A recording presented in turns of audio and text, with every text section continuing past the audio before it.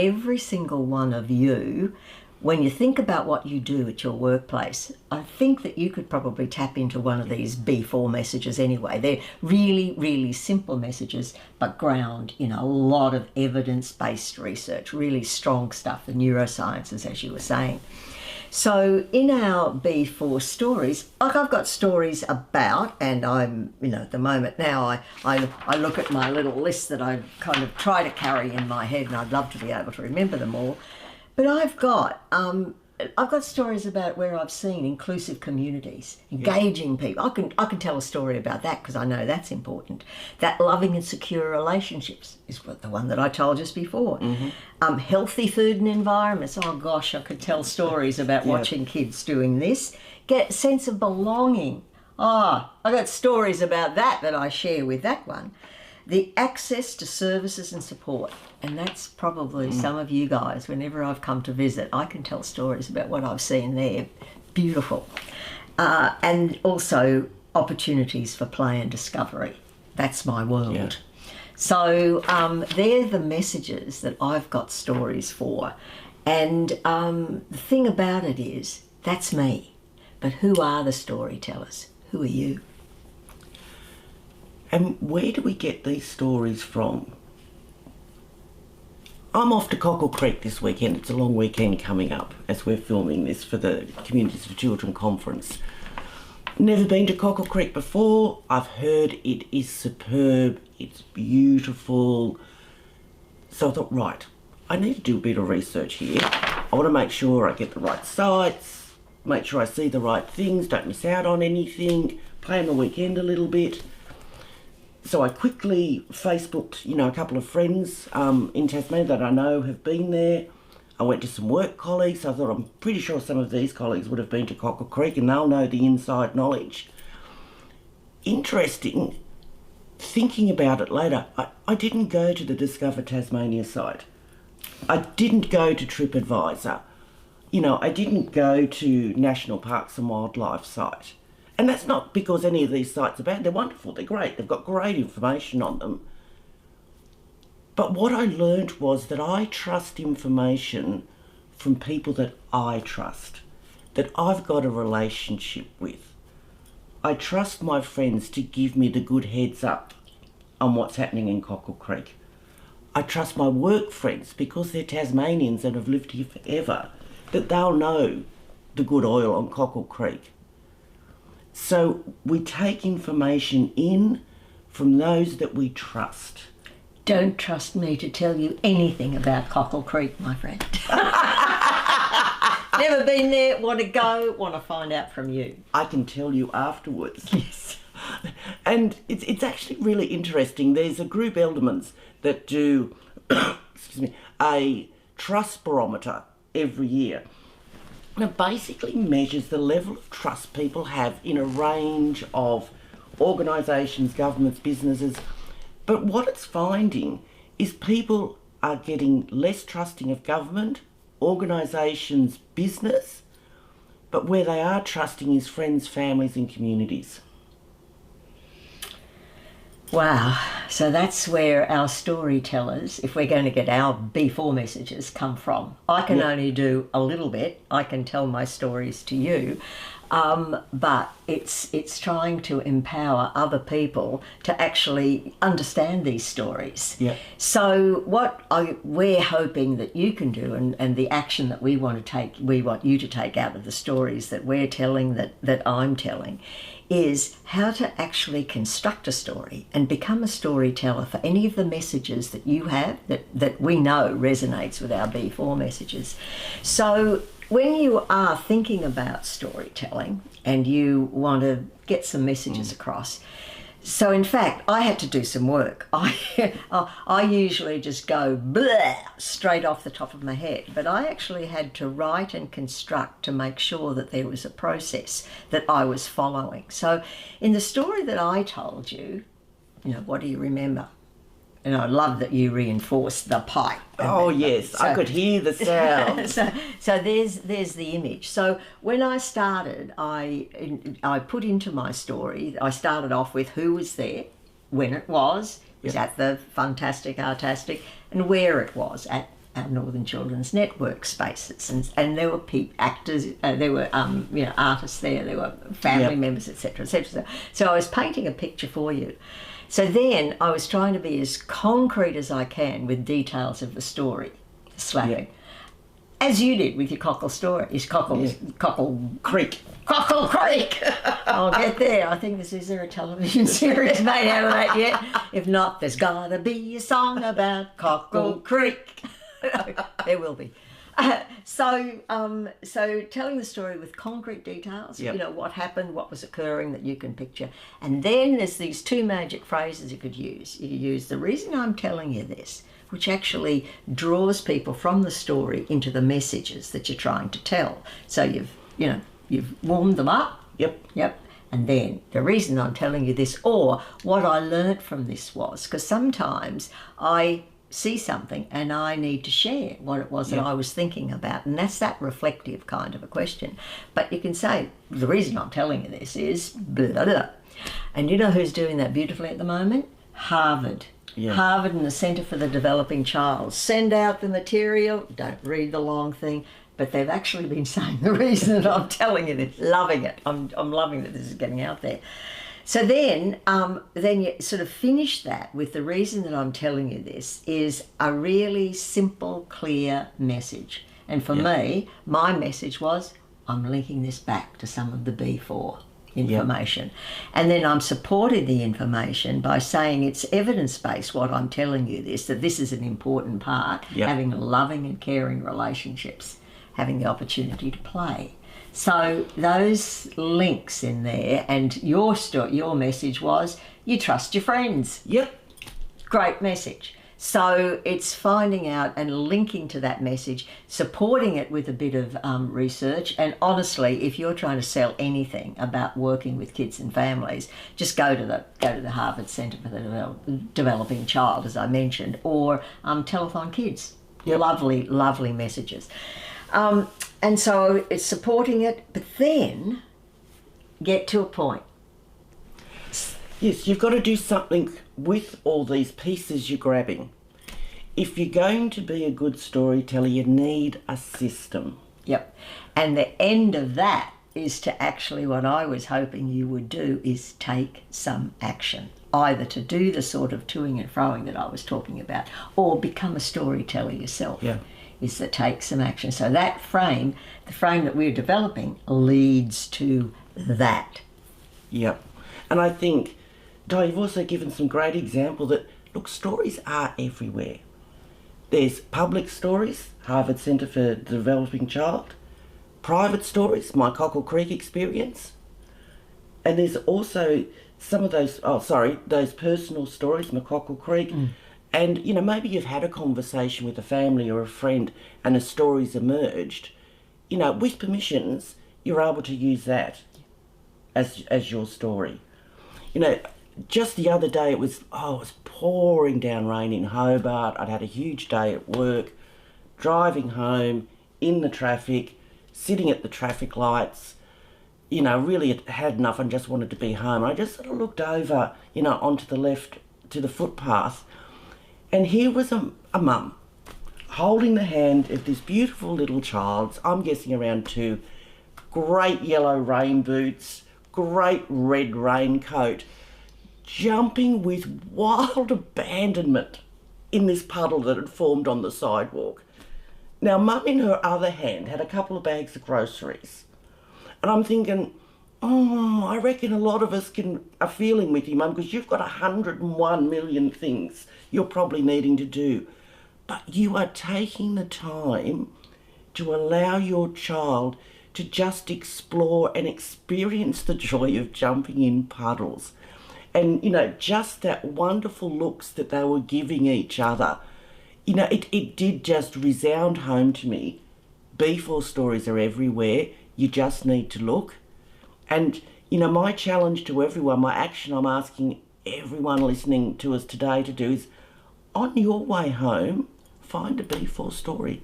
Find a story that talks about one of those B4 key messages, because they're everywhere. And if you can't find one, you're not trying hard enough. Opportunities for play and discovery. Bang! I got the link what a beautiful story as an example for B4. They really are everywhere. I love it. I love it. I think I'm looking with new eyes. Excellent. Look, the reason we've been having this conversation today is B4 Early Years Coalition has invested strongly in the B4 Storytellers Project. Just to give you a little bit of history of where it's come from and where it is now. So back in 2019, you know, as B4 was moving forward, we knew we had this challenge of how do we get every Tasmanian to understand the importance of the early years, understand the B4 key messages, understand the actions everyone can take, no matter who they are or where they are, and how to work together, you know, to support and ensure all Tasmanian children thrive. And actually, in that rainy puddle, if the woman dropped her groceries, I am sure you would have stopped the car, got out and helped her. I would have. Prime example. So we thought, and you know, lots of the research is showing, and you know, as hopefully you've experienced, stories are impactful. Stories help change happen. So we trained 39 storytellers in 2019. We've worked with an amazing firm, Healthy Tasmania, Penny and Lucy, who have really been integral to this project as well. And you know, and I put an acknowledgement out there to them both. Trained 39 storytellers, and the results were fairly amazing. Nearly all of them said, yes, we will go and have early years conversations now. We're confident. We can do it. All of them learnt more about the early years and about the science of the early years, and a number of them were already in the early years sector. All of them were encouraged. All of them wanted to be part of B4. So coming off that, we've kept refining, you know, the reflective active cycle of research, looking at how else can we do this better. And we looked and realised that, look, there's such skill out there sitting listening to us today, that what we've done is added another component to go, let's work off the skills existing and actually train up some champions. And it's like a train the trainer model. So the champions get trained to then train up their local B4 storytellers, and also to help identify who are those B4 storytellers. Because, you know, we talked about not everyone are the ones that we trust information from. So how do we find those ones that people are going to trust the information from? So then we've got the model of champions, training up the storytellers. So last year B4 released a set of community grants to actually, you know, enable communities to take on a storyteller project. And we're so excited. We've got 11 grants across Tasmania, all about to start. And we're just going to be so keen to see how each of those communities takes the storytelling project in their context for their community, to make sure that everyone changes their understanding of the early years and understands how important it is, those foundational years, building those strong blocks for life, and that the actions that they can take as well. So I'm not going to tell you it sounds like a pyramid scheme. Well, it does. It does, doesn't it? It does. So look, as a champion, I've got myself trained up and keep working on the whole process of this, you know, the storytelling process. So as a champion, just be careful. Just don't duck or walk the other way if I walk towards you at any of our functions when we do get to meet face to face. But the storytellers, you can pick a storyteller because they're the ones who, you know, are authentic in what they do. That if they tell a story, it will be an authentic story. It'll have a real sense of resonance. So you know the people in your communities who do that. So people who have stories to tell, who are motivated to tell stories. Now I'm looking at a cheat sheet over here as I try to, so they're believable, they're authentic, they have got lots of stories, Yes. because probably have been around a while, whether as a mother or an aunt, or have just been around those early years with kids in some form or another, because a storyteller certainly doesn't have to be someone from a reputable organisation. It could be someone in the community, you know. Yeah, So and they don't even need to know anything about the early years. Yep. Yep. And also, I guess these people who I recognise are people like yourselves who are sensitive in terms of timing. I think we talked about an example of, you don't try and tell someone a story when they've got their toddler in the middle of the shopping centre, screaming or needing to have a nappy change, and you're trying to tell her these story. Yeah. That, yes, loving and connecting relationships, ma'am. I love what you're doing.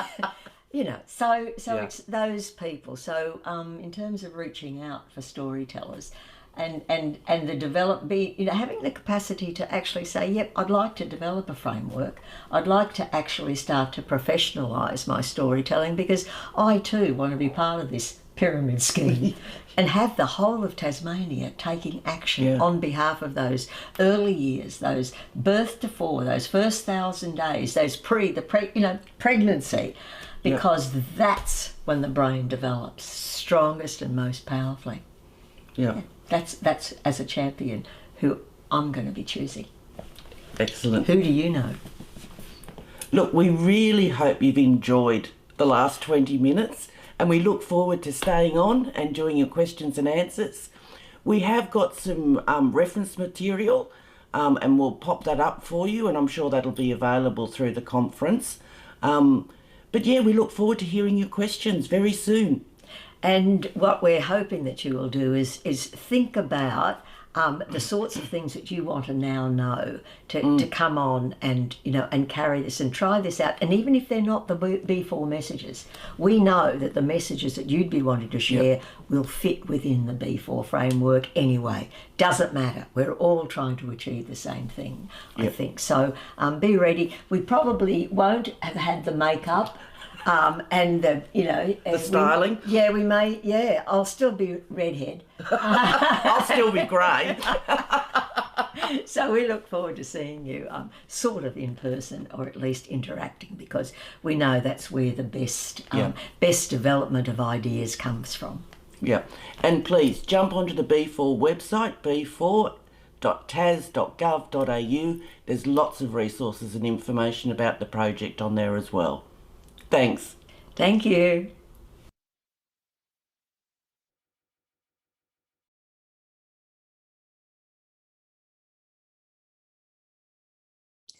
Diane and Annette, thank you so much for a wonderful presentation. Bit worried about the hands. I think your hand movements were quite amazing, really. Well done.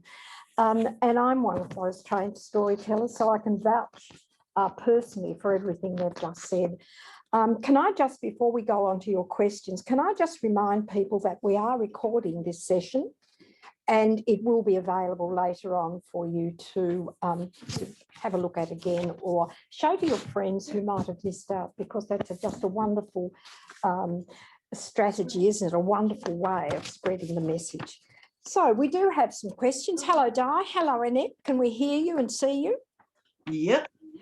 Okay. Hello. Yes, we're all good. We're ready. So thanks again. It was wonderful. I've got a couple of questions for you. First of all, how can I learn, or how can someone learn to be a storyteller who can capture and hold the attention of young children?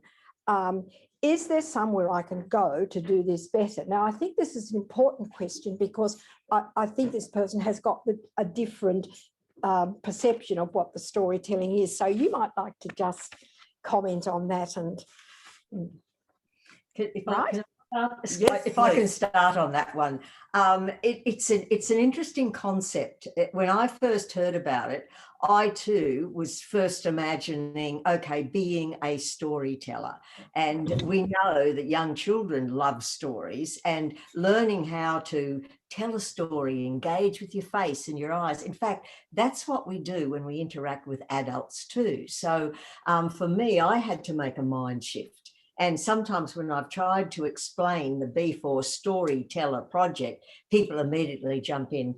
Oh, you mean telling stories to children? No, no, no. We're telling stories to adults. And that's what I loved about Dr. Laura, is that when she suggested that we can actually engage with the hearts and the minds of adults, then we may not ever become like a Dr. Laura, being able to present that way. But just like we would present to children in an engaging way, what the B4 Storyteller Project is to say we need to tell stories to all age groups, especially to adults, because for a lot of adults, we're not going to be able to engage them with the heavy duty facts, putting the evidence straight up in front of people. We actually only engage them with the images of what a good interaction or a good process looks like, or good food, or whatever it is. So it is a little mind shift. But I tell you what, if you do want to learn how to tell great stories, pop into your library sometime, because you'll find that the libraries do a whole lot of engaging with young children, telling stories. So just get on there and model with those guys, because that can help you do that. Then you might shift up to telling stories with adults. Thank you. Thank you very much for clarifying that. Just another one. How can people join B4? What do you do? Yep, I can grab that one. Joining B4 is so simple. Just jump onto our website, www.b4@education.tas.gov.au. To join, there's a number of ways. If you'd like to join as a member, there's a simple drop-down menu. Click on that, fill in your details. Very simple online, takes you about 5-10 minutes. And as a member, it'll just ask you to identify the action that you're going to take to support B4, which may be, I'm going to share resources, I'm going to become a storyteller, I'm going to become an advocate in my community around the early years. Whatever the action is that you're doing that's supporting one of our goals. If you'd still like to join B4 and stay connected, stay in touch, but don't just have the time at the moment to take on another role, you can join as a supporter, where we'll keep you connected, keep you up to date with our newsletters, and then, maybe down the track, you'll have that, extra time to be able to take that bit of action and move forward. We've also got with B4 is our friends group, where as we've moved along, we've really acknowledged that we needed to have a band of critical and expert individuals and organisations to really help us with the, as Dr. Laura said, the evidence is just, coming at an incredible rate to help us digest and access it, to help peer review what we're doing, to make sure that we're doing it as best as we can. And you would all know, everyone in the audience would understand, the benefit of having someone external reflecting with you through your work. And of course, we then have the B4 leaders who help us drive and maintain that strategic momentum of B4 moving forward. So please just jump on the website, and if you're not someone that enjoys websites, just give us a ring, 61655 666. Thanks, Annette. And can I just remind our participants, if you've got a question, let's have it pretty quickly. But I've got one more here. It says, can made-up stories have the same impact on children as those that are personal, community or public? I suppose we could say the same thing about, will they have the same impact on adults? So I'd like to comment on that. Yeah, I'm happy to jump in to start and Di can add in. Look, something that is really clear in the evidence around storytelling, and I certainly will be speaking from storytelling from an adult perspective, it needs to be authentic and it needs to be genuine. People will see through a story that's not genuine, that's not authentic, and it actually doesn't come from the heart. It doesn't come from your point of passion. And you also run the risk of not being able to tell that same story again. You need to use stories, and your story bank needs to be stories that you know that you've lived, that you've experienced. Di, is there anything? Yeah, I think, and that is always the mix-up with the title of storyteller, because yes, in lots of cultures, including our white culture, we have made up stories in order to give children some ideas and images and ways of thinking. But in terms of adults, I think children actually know when you're telling not a real life story, so they can pick the difference. But and they engage in it for a lot of range of other reasons. But when we're actually working to try and get messages, the reason why I'm telling you this is so it's not just the story; it's the what you're going to take forward. And it's because you wanted to take something forward or an idea forward or an example of a really positive role modelling that does need to be authentic. Yeah, and I think when sorry, no, you go, Annette. I was going to say, when you look at what we're trying to achieve with the storytellers is to share those key messages. What does love and safe look like, feel like? They do need to be authentic stories. It does need to be around serve and return. It does need to be about that, that one safe, loving, trusted relationship every child needs, that is their protective factor, that is their buffer. So yeah, that's the importance of them being real stories. I still think that there are quite a lot of people, the minute you say storytelling and you're, saying children in the same sentence or paragraph, so to speak, there is that notion that you're talking about sitting down and reading a story to a child. So I think we've got a bit of work to do. I mean, you've done so well this morning and explaining that a little better, but it's, maybe if I've got a thought, Elizabeth, sorry to have interrupted there, but no, go for it.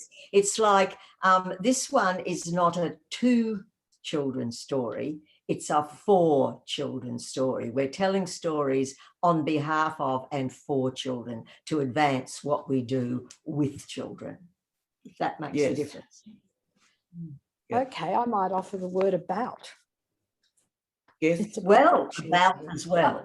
Yeah. So it's just removing the word to children, but it's all those other words. Yeah, it's about. Okay, how they grow.